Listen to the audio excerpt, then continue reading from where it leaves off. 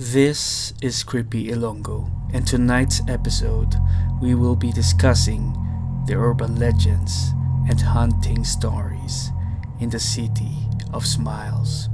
But before we reveal the places, remember to press the subscribe button for more creepy content.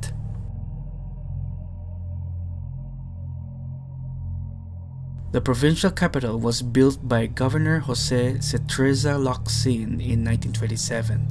When World War II broke out, the Japanese Imperial Army occupied the capital and converted it into its headquarters from 1942 to 1944.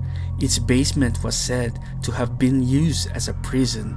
An escape tunnel and human skeletons were reportedly found there after the war. In 1955, it became the headquarters of the U.S. Army 40th Division. At the end of the World War II, the provincial government reoccupied the capital. During the term of Governor Alfredo Montelibano Jr. in 1979, the seat of the provincial government was transferred to the Provincial Administration Center. It became the seat of the province in December 2003. Under the administration of Governor Joseph Maranion Jr. Several capital employees working overtime in their offices near the social hall have heard the pounding of piano keys, footsteps on stairs, dragging of chains, and doors being heard shaking. The social hall area is where the most active ghostly apparitions in the area. They even appeared along corridors on the ground floor and near the public library in the south wing. Few of the capital's security guards even reported that they've often seen a lady in white, a headless priest, a Japanese soldier, and a huge, dark creature known as a capre.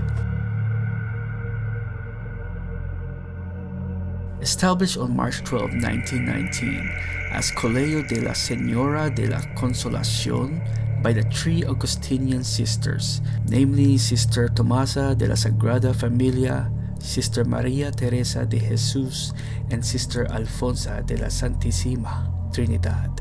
The college is the oldest institution of higher education in the province. Upon the request of Harrow Bishop Dennis Doherty, the three sisters began apostolate work in Negros due to the significant Aglipayan presence in the province. Only July 15, 1919, the established school accepted its first 86 students, 36 of whom were interns who lived in the school dormitory. It started as an all-girls school. Several students and school staffs witnessed that one of the classrooms on the third-floor high school buildings is being haunted by a figure of a man with its entire body burnt and floating around the area. Till this day, nobody knows the history and whereabouts of this unidentified spirit. The following days later, the sisters of the school denied the hauntings, that it was just a made-up story. Or is it? Built in 1901, the Balay Negrens was originally the ancestral house of Don Victor Fernandez Gaston, who is a sugar baron that revolutionized the sugar planting techniques in Negros, a son of Yves Leopold Germain Gaston and Prudencia Fernandez. The Gaston House was one of the largest homes on the island. After Don Gaston's death in 1927, the house eventually passed to his 12 children and was later vacated to fall into disrepair. Eventually, the remaining heirs of the Gaston family cooperated with the Negros Cultural Foundation and the Philippine Tourism Authority, transforming the home into a museum. It became the first museum to be established in the province of Negros Occidental. By 1994, it had been restored as a lifestyle museum and was declared as a heritage house by the National Historical Institute. People who enter this house museum have reported experiencing an eerie feeling that they are not alone in the house and felt like they're being watched. Located in Talisay, the ruins, or the Nutsberry Garden, was built in 1920, and it is known as one of the grandest houses in the Negros Occidental province of the Philippines. It has been acclaimed as one of the 12 most fascinating establishments in the world, owned by the late Don Mariano Ledesma Lacson, and was built in honor of his first wife from Portugal, Doña Maria Braga.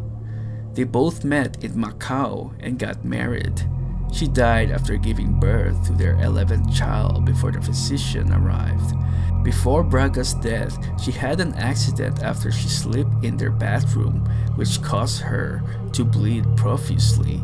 It was a tragic and heartbreaking moment for their family.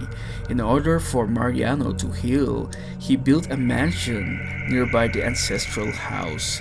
After the mansion was done in 1920, Don Mariano told his children that it was theirs to live in for as long as they're not yet married.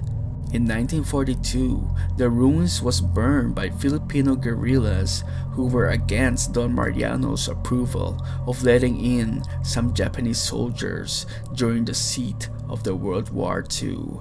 The mansion itself was left to burn for 3 days but had not consumed all of the entity of the said establishment.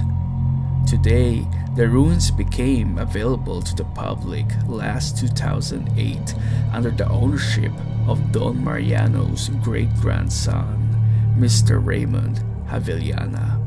According to some reports, some of the tourists have strange feeling that someone was watching them, and a white lady seldom appears in full-bodied apparition.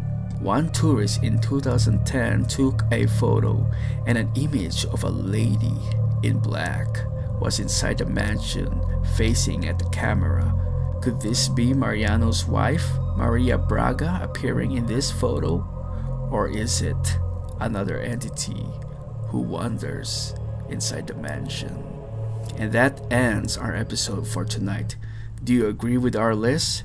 If you have other haunted places in Bacolod that we weren't able to tackle, feel free to write them down on the comment section below. This is Creepyilonggo, and I'll be seeing you in our next episode.